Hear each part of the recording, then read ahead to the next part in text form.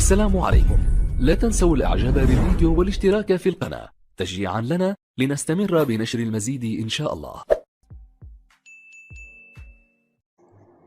ده حل للمشكلة بتاعة الجلب بتاعة الجنط. أنا كنت كل 10 أيام 15 يوم بالكتير قوي أغير الجلب اللي هي في الجنط اللي هي كاوتش، وحطيت أنواع كتير قوي وما تكملش 10 أيام وتتقطع، متكملش أسبوعين وتتقطع. آخر ما تعبت فكرت بقى فكرة، طبعا لما بتتقطع بيطلع الترس ده يقعد يتحرك جامد، وممكن يطلع من التيلة دي ورق المكان بتاع التيلة دي في الجنط. تمام. ففكرت عملت ايه، طلعنا الجلب القديمة، طلعت الجلب القديمة وركبت جلب تانية حديد مكان الجلب القديمة. تمام. وبعد ما ركبت الجلب الحديد وسنطرت في النص بتاعها، قمت مخرم لغاية تحت خالص ببونطة 8 ملي. تمام، لغاية تحت خالص ببونطة 8 ملي. وبعد ما خرمت ببونطة 8 ملي قمت نازل بدكر قلاووز 10 ملي. تمام، نزل بنفس القلاووز بتاع الجلبة وكمل على طول في الانتيمونيا بتاعة الجنط، وربطت 4 مسامير 17، راس المسمار 17 وجسم المسمار 10 ملي لغاية تحت. فكده المسمار ده رابط في الجلبة. تمام، وفي الوقت نفسه مش محمل على الجلبة، هي الجلبة عبارة عن زنق، لان انا ما كنت قاصد ان انا مركبش المسمار على الجلبة بس زي ما الجلبة جاية مقلوص، لان في الحالة دي الجلبة هتبوظ مكان الجنط جامد قوي، هتوسع مكان الجنط. فكده المسمار رابط في الجلبة ونازل لغاية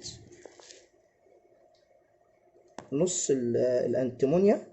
طبعا قلوص في الانتيمونيا، قلوصت في الانتيمونيا زي ما احنا شايفين اهو في الاربع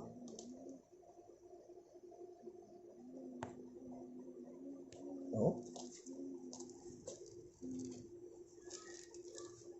كده، مقلوص في الانتيمونيا نفسها اهي. طبعا تخانة الجنط وفي الوقت نفسه نازل على الودان بتاعة الجنط التحميل نفسه.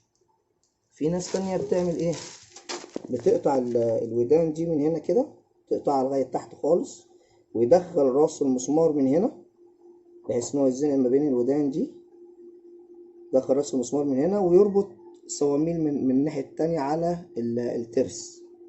بس انا لقيت لما انا بقطع الودان دي بتاعة الجنط انا كده بضعف تحميل الجنط نفسه، لان الدراع ده كده بيحمل على الودان دي. طب لما تبقى السرة دي كلها اللي ماشي جواها الاكس اللي محمل على الاكس والبلي تبقى محملة على الوش اللي جوه بس، طب والباقي؟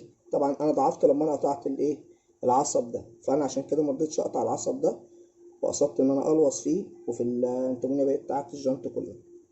وان شاء الله يعني باذنك يا رب تظبط كده وما يبقاش فيه مشكله تاني، عشان خلاص انا بجد تعبت من كتر تغيير الجلد. شكرا. بعد ما غيرت طبعا كل ده برضه حطيت الوردة والتيلة اللي هما امان الترس نفسه، وقصدت ان انا اعمل كده برضه علشان يفضل وظيفة الوردة والتيلة زي ما هما، وابقى انا محافظ برضه على الامان بتاعهم. شكرا. السلام عليكم. لا تنسوا الاعجاب بالفيديو والاشتراك في القناة تشجيعا لنا لنستمر بنشر المزيد ان شاء الله.